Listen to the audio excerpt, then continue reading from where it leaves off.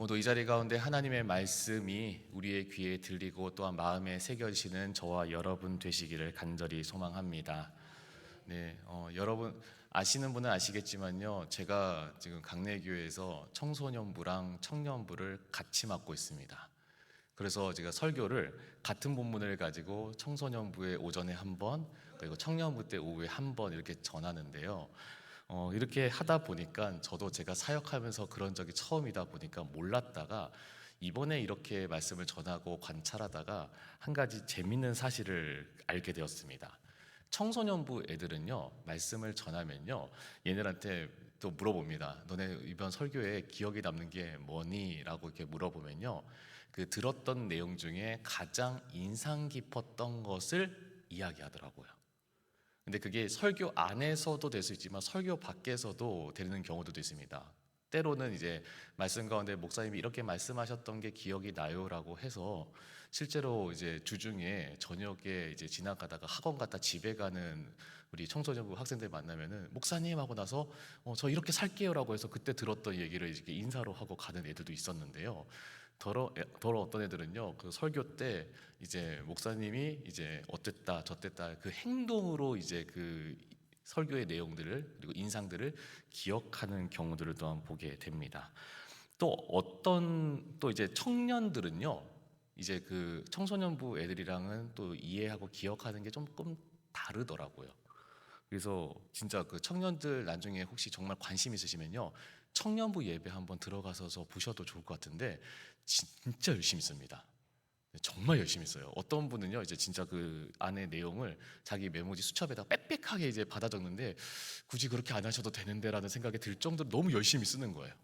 그게 써가지고 하는데, 근데 이제 그 나누는 내용을 들어보면은 이제 그 들었던 내용을 썼던 내용을 이제 들으면서 다시 상기하면서 내가 이 들었던 말씀대로 살 수 있는지에 대해서 자기 스스로에게 물어보는 청년들이 참 많더라고요.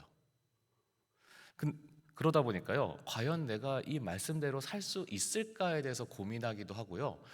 나는 목사님께 이런 말씀을 들었는데 내가 이렇게 못 살 것 같아.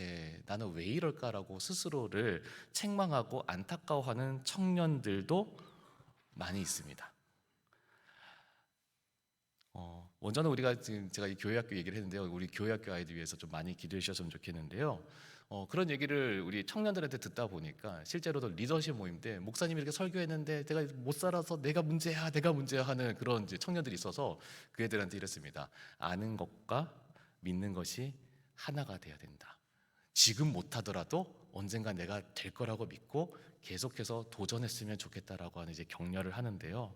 그러다 보니까 또 공교롭게도 이제 종려주일과 또 부활주일을 지나면서 우리가 계속해서 그 아는 것과 믿는 것에 대해서 계속 말씀을 전하면서 이 믿는 것에 대한 얘기들을 좀 계속해서 하게 되면서 사실 오늘 이 말씀을 준비하면서 그 마음이 계속 많이 들게 되었습니다.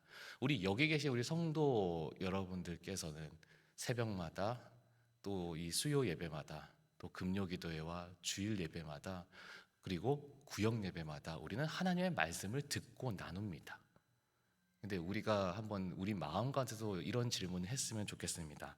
우리는 들은 말씀을 마음에 새기고 있습니까? 붙잡고 의지하고 계십니까? 오늘 이 말씀에 나오는 이 히스기야를 주목해 보셨으면 좋겠습니다. 오늘 히스기야를 간단하게 소개하면은 성경은 이렇게 나옵니다. 하나님의 말씀이 귀에 들렸고 들린 대로 믿은 사람이었다고 오늘 설명을 하고 있습니다. 그래서 이 히스기야에 대해서 5절 열왕기야 18장 5절 6절의 말씀에는 히스기야를 이렇게 설명하고 있는데요. 제가 한번 받들어 읽겠습니다. 히스기야가 이스라엘 하나님 여호와를 의지하였는데 그의 전후 유다 여러 왕 중에 그러한 자가 없었으니 라고 되어 있습니다. 먼저 이야기를 잠깐 하려고 하는데요.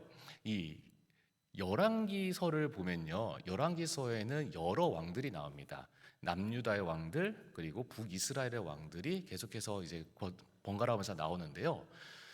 특별히 남유다의 왕을 소개를 할 때 항상 보면은 남유다의 왕은 어땠는지에 대해서 먼저 전체적인 평가를 할 때에 가장 기준이 되는 왕이 있습니다. 누구냐면 다윗입니다.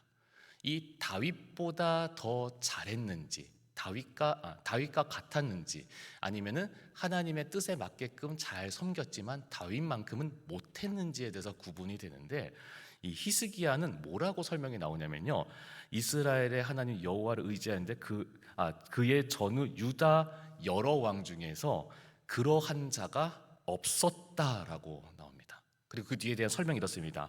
곧 그가 여호와께 연합하여 그에게서 떠나지 아니하고 여호와께서 모세에게 명령하신 계명을 지켰더라. 다윗보다, 평가를 했을 때 다윗보다 더 훌륭하고 더 신실하게 하나님을 믿고 의지했던 왕으로 열왕기서에서는 이 히스기야를 평가를 하고 있는 것입니다. 그리고 그 뒤에 바로 뒤에 7절의 상반절의 말씀이 이렇게 나옵니다. 여호와께서 그와 함께 하심에 그가 어디로 가든지 형통하였더라 라고 이제 설명을 하죠. 그의 삶 가운데 어디로 가든지 형통하였다라고 하는 말, 여기 계신 우리 성도님들께서도 그런 축복이 우리 가운데 있으면 참 좋겠습니다. 네, 근데 우리 성도 여러분, 이 형통이라고 하는 말 우리는 어떻게 이해하고 계십니까? 많은 분들이 이 형통이라고 하는 단어, 특히 대신방 때 제가 기도 제목 받으면서 기도 제목이 뭘까요?라고 물어보니까 가족들이 형통했으면 좋겠습니다, 자녀들이 형통했으면 좋겠습니다 말을 참 많이 쓰시더라고요. 근데 이 형통이라고 하는 단어가 우리가 생각할 때 뭐 사업했을 때 사업이 잘 되고 자녀들이 공부했을 때 좋은 대학 가고 건강하고, 우리가 이러한 그림으로 우리가 생각할 때가 참 많습니다. 물론 그것 또한 형통인데요. 근데 성경에서 말하는, 그리고 오늘 방금 읽었던 말씀에서 말하는 이 형통이라고 하는 단어가요, 히브리어로 보니까 사칼이라고 하는 단어입니다. 근데 이 단어를 풀어서 우리식으로 의미를 다시 한번 생각해 보니까 이렇게 설명됩니다. 신중하게 생각하고 지혜롭게 행동하다. 또 다른 표현으로는 이런 표현이 있습니다. 좋은 선택을 하다. 우리의 인생 가운데 있는 그 수많은 선택 가운데 좋은 선택을 하는 것, 이거를 형통하다라고 설명을 하더라고요. 근데 이 좋은 선택을 하다라고 하는 말을 다시 오늘 읽었던 18장, 방금 읽었던 18장 7절의 말씀을 다시 대입해서 제가 다시 한번 읽어드리면요, 히스기야의 삶을 이렇게 설명할 수가 있습니다. 여호와께서 그와 함께 하심에 그가 어디로 가든지 좋은 선택을 하였다. 히스기야가 왜 뭘 하든 간에 좋은 선택을 할 수 있었을까요? 그거는 이미 앞에 설명한 대로 그는 하나님의 마음에 맞는 선택을 하였기 때문입니다. 아마 우리 여기 계신 우리 성도 여러분들께서도 많은 선택을 하고 오늘 이 자리 가운데 오셨을 겁니다. 오늘 당장에 오늘 수요 예배를 갈까 말까부터 이제 선택을 해야 되고요. 그리고 오늘 갈 때 무슨 옷을 입어야 될까도 선택을 해야 되고요. 그리고 오늘 이제 예배 끝나고 나면 밥 뭐 먹지도 우리는 선택을 해야 됩니다. 근데 그 선택을 할 때에 대부분의 우리 선택에 있어서 기준이 뭐냐? 내가 하고 싶은 것, 내가 하기 싫은 것, 내가 해야만 하는 것, 내가 해서는 안 되는 것, 아마 이러한 기준들 가운데 있을 겁니다. 그리고 대부분은 우리가 내가 하고 싶은 것에 마음이 많이 기울어지겠죠. 근데 좋은 선택을 하는 기준에 오늘 히스기야의 말씀과 마음을 봤을 때 히스기야는 내가 해야만 되는 선택, 내가 해서는 안 되는 선택을 잘 구분했던 게 아닌가라는 생각이 듭니다. 히스기야의 이야기에 앞서 열왕기에서는 그 앞에 한 왕을 소개를 합니다. 그리고 그의 잘못된 선택에 대해서 설명을 합니다. 그 왕이 누구냐면 북이스라엘의 왕 호세아였습니다. 호세아도 기울어져 가는 나라를 잘 일으켜보고자 부단하게 노력했습니다. 그래서 아수르의 압제로부터 벗어나기 위해서 그는 최선을 다했습니다. 그런데 그 결과가 어떠했을까요? 18장 9절에서 10절 말씀에 보면은 이렇게 나옵니다. 자, 빨리 읽어드릴게요. 히스기야 왕 제4년 고 이스라엘의 왕 엘라의 아들 호세아가 제7년에 아수르의 왕 살만에셀이 사마리아를 올라와서 에워쌌더니 3년 후에 그 성읍이 함락되니 곧 히스기야 왕 제6년이요 이스라엘 왕 호세아 제9년에 사마리아가 함락되매라고 되어 있습니다. 호세아가 아수르의 압제를 벗어나기 위해서 어떤 선택을 했냐면은 이 아수르만큼이나 강한 나라랑 동맹을 맺는 거였습니다. 그 나라가 어디였냐면 애굽이었습니다. 근데 애굽이랑 동맹을 맺어서 그래서 나라가 힘을 얻어가지고 아수르로부터 해방되었냐? 9절 10절의 말씀은 그렇지 않다고 되어 있습니다. 오히려 나라가 멸망하게 되었습니다. 근데 그 이유에 대한 평가를 12절의 말씀에서는 이렇게 설명을 하는데요.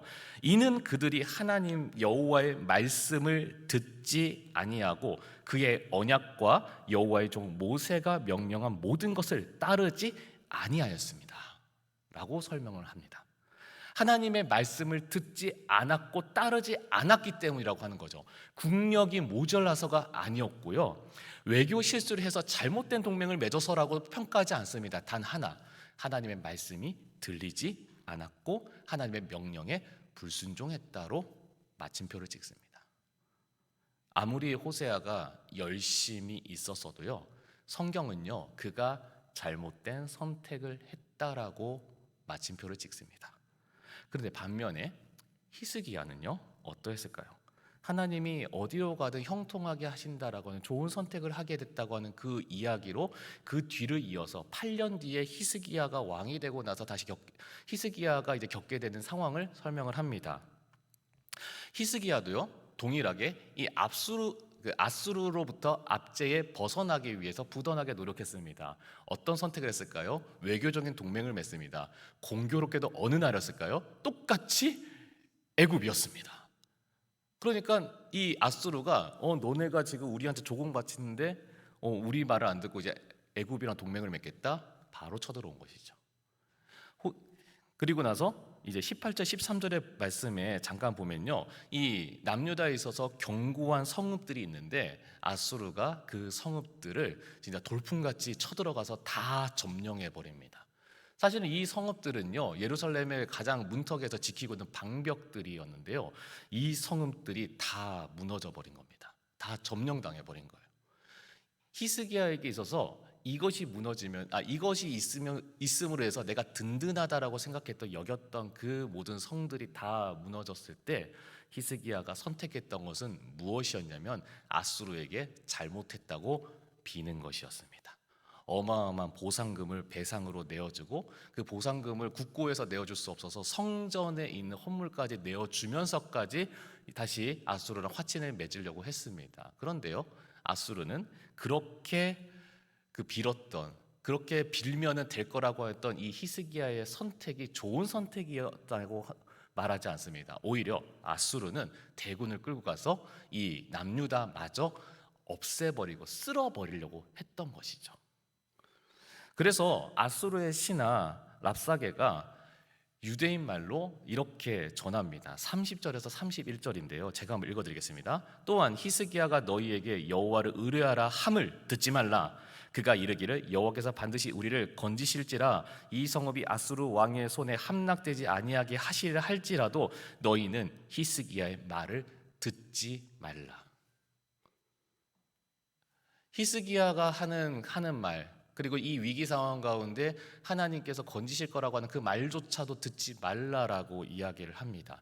그리고 그러면서 왜 그런지에 대해서 한참을 설명하면서 33절에 이렇게 또한 이 랍사게가 얘기하는데요, 민족의 신들 중에 어느 한 신이 그의 땅 아수르 왕의 손에서 건진 자가 있느냐.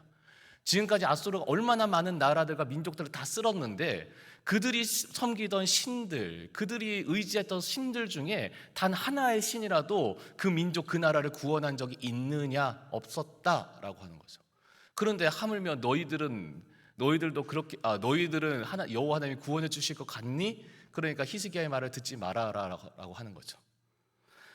이 18장의 말씀만 보면요, 18장은요 철저하게 히스기야의 실패한 선택을 이야기를 합니다. 하나님을 의지한 것이 아니라 애굽을 의지했습니다. 그 애굽을 의지하면 아수르로부터 해방될 수 있을 거라고 여겼습니다. 그런데 그 결과는요, 오히려 더 철저하게 비참해집니다. 그리고요, 하나님의 이름이 이방 민족에게 조롱당하는 그러한 결과를 초래하게 됩니다. 이렇게 철저하게 실패했던 이 18장으로 인해 많은 이제 슬픔과 무력함 가운데 19장으로 넘어오게 되는데요. 오늘 이제 읽었던 말씀의 본문인데, 여기에 이들이 했던 거는 무엇이었냐? 실망하고 좌절해서 포기하는 게 아니라 기도합니다. 자신의 무력함을 놓고 하나님께 기도합니다. 아마 여기 계시는 우리 성도 여러분들 가운데서 오늘 이 말씀의 이 18장에서 19장으로 넘어가는 그 사이의 삶을 혹시 우리가 살고 있지는 않는지 한번 또한 이 말씀을 준비하면서 그렇게 생각해 보게 되었습니다. 히스기야처럼요, 자신이 기대했고 자신이 선택했던 게 좋은 선택이라고 여겼는데 오히려 실패하는 선택을 하는 경우들도 있습니다. 그로 인해서 생기는 실망, 좌절, 그리고 그로 인해서 생기는 고통과 힘듦의 이야기들, 아마 우리가 좀 물어보시면요, 끊임없이 얘기하시는 분들 계실지 모르겠습니다. 어떤 분은 이제 신방, 저도 이제 교구를 맡으면서 이제 신방을 다닐 때가 있었는데요. 근데 다녀서 이제 어떻게 지내셨어요? 어떤 삶을 사셨어요? 보면 제가 그 처녀 때 말이죠 하면서 남자를 잘못 만나가지고 지금 이렇게 가정을 이루어가지고 이게 쭉쭉쭉 하면서 그러다가 예수님 믿고 저도 얘기를 하시는 거예요. 본인의 이제 좋은 선택도 얘기지만 본인의 잘못된 선택에 대해서, 그리고 그 아픔에 대해서 끊임없이 얘기하는 거죠. 우리 자식이 이렇게 살았어야 되는데 라고 하면서 끊임없이 얘기를 하시는 거죠. 어떤 분은 이 땅을 샀어야 되는데, 이걸 팔았어야 되는데, 잘못된 선택을 계속 얘기하는데, 그 선택 가운데 가지게 되는 좌절과 실망과 고통, 근데 그것 때문에 어떤 분은요, 내가 그래서 신앙생활하기 너무 힘들어요 라고 하시는 분들도 계시더라고요. 내가 그것만 생각해 마음에 상처가 너무 사무쳐가지고 내가 기도할 힘도 없어요 라고 하는 분들도 계시더라고요. 근데 오늘 이 말씀을 우린 주목해 봐야 됩니다. 19장은요 18장의 실패 때문에 내가 하나님께 기도할 힘이 없어요가 아니라, 힘이 없어도 내 이 무기력한 가운데 하나님께 기도합니다로 나아갑니다. 그리고 하나님께서는 그 기도를 들으시고 반응하시죠. 선지자 이사야를 통해서 하나님께서 이렇게 말씀하십니다. 6절 말씀인데요, 제가 받들어 읽겠습니다. 이사야가 그들에게 이르되 너희는 너희 주께서 이렇게 죄송합니다. 다시 읽겠습니다. 너희는 너희 주에게 이렇게 말하라. 히스기야에게 말하라고 하는 거죠. 여호와의 말씀이 너는 아수르 왕의 신복에게 들은 바 나를 모욕하는 말 때문에 두려워하지 말라. 여기서 아수르의 왕의 신복이 말하는 것 때문에, 나를 모욕하는 것 때문에, 그들이 강한 군대로 애워싸고 그 힘을 등에 업어서 그렇게 위협하는 그 말에 두려워하지 말라라고 하나님께서 히스기야에게 말씀하십니다. 그리고 한마디를 더 얹어서 7절의 말씀에서 이제 그 앞에 일을 예언하시는데요. 내가 한 영을 그의 속에 두어 그로 소문을 듣고 그의 본국으로 돌아가게 하고 또 그 본국에서 그에게 칼에 죽게 하리라 하셨느니라 하더라 라고 되어 있습니다. 지금 상황이 어떻습니까? 아수르가 대군을 이끌고 와서 지금 예루살렘을 에워싸고 있는 상황입니다. 당장이라도 이들이 힘을 내면은 이 예루살렘은 함락되고 남유다는 끝장날 위기 가운데 있는 상황입니다. 그런데 그 가운데 하나님께서 뭐라고 하냐면, 이 아수르가 군대를 다 물러낼 거고 아수르의 왕은 본국에 돌아갔는데 거기서 죽을 거야 라고 하는 거예요. 이게 상상이 될까요? 지금 이 시점에서, 지금 이 전쟁 가운데 지금 나라가 망하네 사내 죽네라고 하는 이 시점에서 이 하나님의 말씀이 그 가운데 들려서 정말 그렇게 될 거야, 오히려 내 원수고 대적이었던 이 큰 나라 아수르의 왕이 그냥 오히려 죽을 거야 라고 하는 것, 어쩌면 상상하기 힘든 그러한 이야기입니다. 예상이 안 되는 이야기예요. 근데요, 중요한 건 뭐냐? 히스기야는 이 말씀을 의지했다라고 하는 것입니다. 그래서 18절에 랍사게를 통해 가지고 이제 이스라엘에게 향해 가지고 항복하라고 권했던 내용이요. 다시 19절에 이제는 사네립이 등장하면서 그가 서신을 보내면서 똑같이 항복하라고 하는 권합니다. 내용도 똑같아요. 우리가 다 모든 나라의 신들을 또 다 쓸어버렸으니까 너희가 하물며 여호와 너희 하나님은 뭐가 대단하겠냐면서 항복해라고 하는 권합니다. 근데 18절에 나오는 히스기야는 좌절하고 눈물 흘렸는데요, 19절에 나오는 히스기야는 오히려 다릅니다. 그게 오늘 말씀에 나오는 내용이죠. 사네립이 사자에게 이제 편지를 보내서 항복하라고 하는, 항복을 권고하는 편지를 보내요. 근데 이번에 히스기야는 어떻게 했냐? 그걸 보고 또 어떻게 해야 돼? 우는 게 아니라 그걸 그대로 성전에 가져갑니다. 그리고 그 편지를 여호와 앞에 펴놓고, 그리고 15절의 말씀이 이렇게 나옵니다. 그 앞에서 히스기야가 기도하되 그룹 위에 계신 이스라엘 하나님 여호와여, 주는 천하 만국의 홀로 하나님이시라. 주께서 천지를 만드셨나이다. 이게 뭡니까? 찬양합니다. 오히려 지금 자기의 위기 속에서, 위기 앞에서 그 자기를 위협하는 그 증거들을 놓고 그를 펴놓고 나서 하나님을 높이고 찬양해요. 그리고요 16절에 이렇게 나옵니다. 여호와여 귀를 기울여 들으소서, 여호와여 눈을 떠서 보시옵소서, 사네립이 살아계신 하나님을 비방하러 보냄 말들을 들으시옵소서. 저 이거 한마디로 하면 이거죠. 하나님 편지 펴놓고 이것 좀 보세요. 사네립이 어떻게 말하는지 이것 좀 보세요 라고 하는 거죠. 그러니까 이것만 봤을 때 지금 아수르의 군대의 대단함에 대해서 두려워하는 것이 아니고요, 오히려 히스기야는 담대했던 것 같아요. 하나님 함께 계신다는 것에 대해서. 그래서 그 아수르보다 더 크신 하나님이 자기 뒤에 있음에 대한 그 담력이 있는 거죠. 그러니까 성전에서 그걸 펴놓고 나서 하나님 이것 좀 보세요 라고 하면서 하나님께 기도하는 거예요. 그리고 나서 지금 이 아수르가 여전히 하나님을 모욕하고 있는데요, 그리고 17절과 18절에 이렇게 합니다. 여호와여, 아수르 여러 왕이 과연 여러 민족과 그들의 땅을 황폐하게 하고 또 그들의 신들을 불에 던졌사오니, 앞에 얘기했던 아수르의 논리를 그대로 다시 설명을 하는 거죠. 여러 민족들을 다 쓸어버리고 여러 민족들의 신들을 다, 우상들을 불태워버렸다라고 얘기를 하면서 18절의 말씀에 히스기야가 이렇게 고백합니다. 그런데 이는 그들이 신이 아니요 사람의 손으로 만든 것 곧 나무와 돌뿐이므로 면하였나이다. 그들이 섬겼던 그 모든 신들, 그 많은 신들 다 살아있는 게 아니고 전부 다 우상이지 않습니까? 살아있는 게 아니니까 아무런 효력이 없지 않습니까? 그런데 여기 나와 있지 않지만 이 한마디가 분명히 붙어있는 것 같아요. 그런데 당신은 살아계시잖아요. 그런데 여호와 하나님, 당신은 살아 역사하시잖아요. 그래서 19절을 고백하면서 기도합니다. 우리 하나님 여호와여, 원하건대 이제 우리를 그의 손에서 구원하옵소서. 그리하시면 천하 만국이 주 여호와가 홀로 하나님이신 줄을 알리이다. 저는 이 마지막 말이 하나님께서 응답하시는, 히스기야의 기도에 응답하시는 비결이라고 생각을 합니다.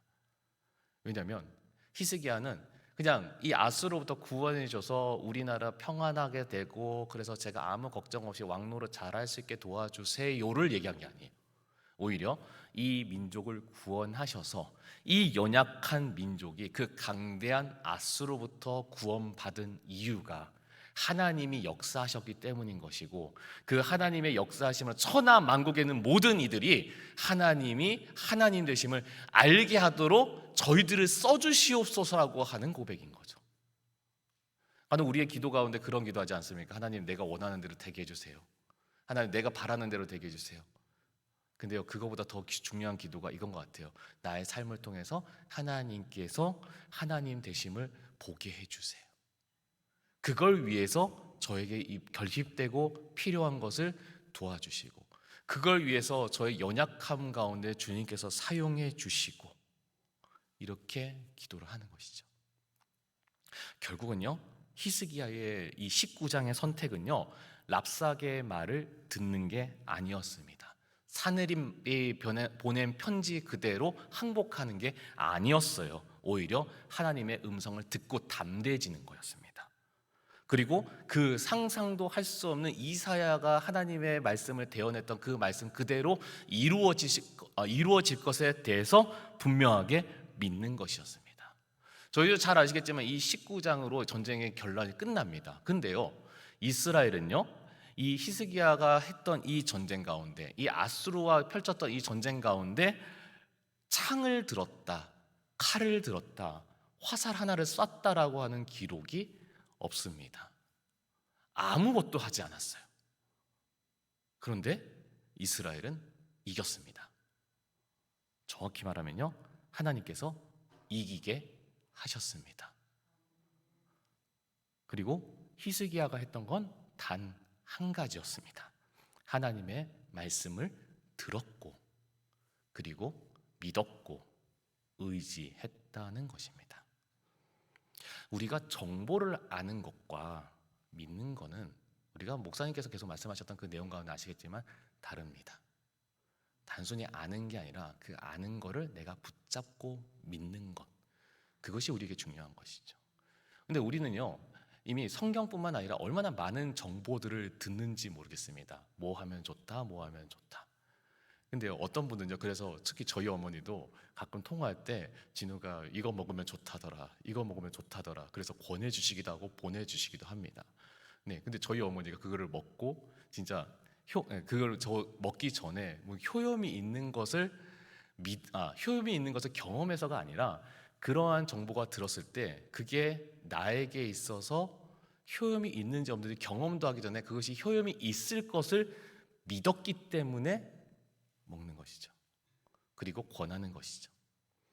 제가 그 연초에 그 커피를 한 30일 동안 안 마신 적이 있었습니다. 카페인 다이어트를 하면, 카페인 디톡스를 하면 건강에 좋다라고 하는 말을 듣고 저도 그걸 실제로 해본 적도 없는데 그래 해봐야겠다라는 마음이 들어서 저도 그 정보를 들었고 믿어서 한 거죠. 근데 하다가 중간에 이제 교육자분들도 그렇고 저희 담임 목사님께서도 하다가 그거 이렇게 안 하면은 아무 소용이 없습니다라고 하는 말씀을 하시더라고요. 저는 또 그 말씀을 듣고 믿어서 그 다음부터 안 했습니다. 정보를 내가 들었을 때 이게 효용이 있는지 없는지는 중요하지 않아요. 근데 그 정보를 들었을 때 믿는 것. 하물며 세상의 소문도 세상의 소리도 우리가 듣고 검증이 안 돼도 우리가 믿는데 하나님의 말씀은요, 하나님께서 우리에게 약속하신 말씀은요, 성경에 기록된 이 말씀은요, 우리는 믿고 있습니까? 그리고 우리는 의지하고 있습니까? 그리고 그 말씀이 나에게 들려서 효력이 있음을 우리는 믿고 있습니까? 하나님은 이미요 여호수아에게 하나님의 말씀을 잘 듣고 따르면 형통할 것에 대해서, 이 형통의 조건에 대해서 분명하게 얘기를 하셨잖아요. 그것이 어디에 나옵니까? 여호수아서 1장 8절의 말씀에 나옵니다. 제가 다시 한번 받들어 읽겠습니다. 이 율법책을 내 입에서 떠나지 말게 하여 주여로 그것을 묵상하여 그 안에 기록된 대로 다 지켜 행하라. 그리하면 내 길이 평탄하게 될 것이며 내가 형통하리로다 라고 얘기했습니다. 이 말씀이 언제 기록되었습니까? 히스기야 시대 이전이라고 하면요, 시간적 간격을 했을 때 한 약 700년 전에 기록된 거예요. 근데 그 700년 전에 하나님께서 말씀하시고 형통에 대한 그 약속을요, 하나님께서는 여전히 히스기야를 통해서 이루시는 것을 우리는 볼 수가 있고요. 또 1400년 뒤에 예수님께서도 뭐라고 말씀하십니까? 마태복음 7장 24절에서 25절 말씀인데요, 그러므로 누구든지 나의 이 말을 듣고 행하는 자는 그 집을 반석 위에 지은 지혜로운 사람 같으리니 비가 내리고 창수가 나고 바람이 불어 그 집에 부딪히되 무너지지 아니하나니 이는 주추를 반석 위에 놓은 까닭이요 라고 되어 있습니다. 네, 믿음의 사람도요, 그 삶을 살다 보면요, 비가 내립니다. 비를 만납니다. 홍수도 만나요. 그런데 주님께서 말씀하신 거예요. 무너지지 않는다. 왜? 내 말을 듣고 행하는 사람은, 내 말을 듣고 믿어서 따르는 사람은 어떤 사람이니까요? 반석 위에 집을 지은 사람이니까. 우리 인생 가운데 비를 만날 때 있지 않습니까? 홍수를 만날 때가 있어요. 그렇지 않습니까? 근데요, 넘어지지 않고 무너지지 않는 단 하나의 비결이 뭐냐? 주님의 말씀이 내 안에 들리니까요. 그 주님의 말씀이 내 가운데 믿어지니까요. 그대로 사니까요. 한마디로 말하면은 주님께서 성경 가운데 말씀하셔서 사칼이라고 하는 좋은 선택을 하는, 주의 말씀을 따르는 그 좋은 선택을 하니까 우리가 넘어지지 않는다는 겁니다. 그래서 오늘 이 말씀이 우리 가운데 다시 한번 되새기셨으면 좋겠습니다. 여기 계신 우리 사랑하는 우리 강내교회 성도 여러분, 우리는 하나님의 말씀이 우리 가운데 들려지셨으면 좋겠습니다. 믿어지셨으면 좋겠습니다. 그래서 의지하셨으면 좋겠습니다. 오늘 혹시 이 자리가 나올 때 여러 가지 기도 제목들도 있을 겁니다. 내 안에 결핍, 내 안에 실망했던 거, 내 안에 아픔들. 그런데요, 그것들 가운데 우리가 한번 우리 안에서 질문했으면 좋겠습니다. 그것들을 이길 만한 하나님께서 나에게 주신 성경 말씀이 있습니까? 그것들을 이길 만한 주님의 음성으로 내가 들었던 하나님의 약속이 있습니까? 그것을 찾고 붙잡으셨으면 좋겠습니다. 누구처럼요? 히스기야처럼요. 그래서 오늘 이 말씀처럼 우리가 어떠한 상황 가운데서도 주의 말씀이 내 안에 들리고 의지하고 붙잡아서 우리가 어려움을 만나도 좋은 선택을 해서 하나님께서 길을 열어주셨던 이 히스기야의 형통이, 성경에서 말하는 형통의 비결이 우리의 삶에서로 이루어지시는 그런 저와 여러분 되시기를 간절히 소망합니다.